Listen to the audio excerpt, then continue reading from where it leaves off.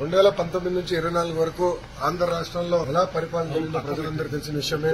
ఆనాడు ప్రతిపక్ష నేత కానివ్వండి, ప్రజాప్రతినిధులు కానివ్వండి, ఇతర పార్టీ నాయకులు మేమందరం కూడా ప్రజల తరపున ప్రజల సమస్యలపైన పోరాడాలని వెళ్ళినప్పుడు అడుగడుగునా మమ్మల్ని ఇబ్బంది పెడతాం జరిగింది.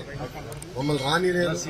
ఏకంగా ప్రతిపక్ష నేతని ఇంటి నుంచి బయటికి రానికుండా గేటు కూడా ఆనాడు తాడి కట్టేస్తాం జరిగింది.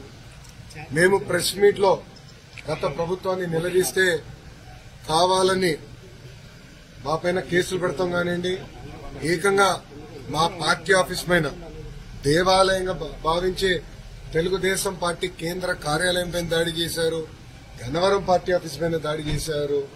ఇట్లా ప్రతిరోజు ఒకరిని జైలుకి తీసుకెళ్తాం, మా పైన దాడులు చేస్తాం. అదే జరిగింది. నేను ఆనాడు ప్రజలందరికీ చెప్పాను. దాదాపు 90 బహిరంగ సభల్లో, యువగలం బహిరంగ సభల్లో ప్రజల ముందల ఎర్రబుక్ చూపించి ఏ అధికారులు వైకాపా నాయకులైతే చట్టాన్ని ఉల్లంఘించి ప్రజల్ని, తెలుగుదేశం పార్టీ కార్యకర్తలు ఇబ్బంది పెట్టారో న్యాయపరంగా వాళ్ళపైన చర్యలు తీసుకుంటా వాళ్ళని వదిలిపెట్టనని ఆనాడు హామీ ఇస్తాం జరిగింది. మొన్న కావాలని ఒక దళితుడిని కిడ్నాప్ చేసి కేసు విత్డ్రా చేయించారు ఇక్కడున్న మాజీ శాసనసభ్యుడు.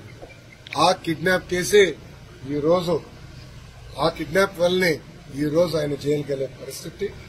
అన్ని వాస్తవాలు బయటకు వస్తాయి. మాకు దాంట్లో ఎలాంటి సందేహం లేదు. న్యాయబద్దంగా అన్ని చర్యలు మేము తీసుకుంటాం.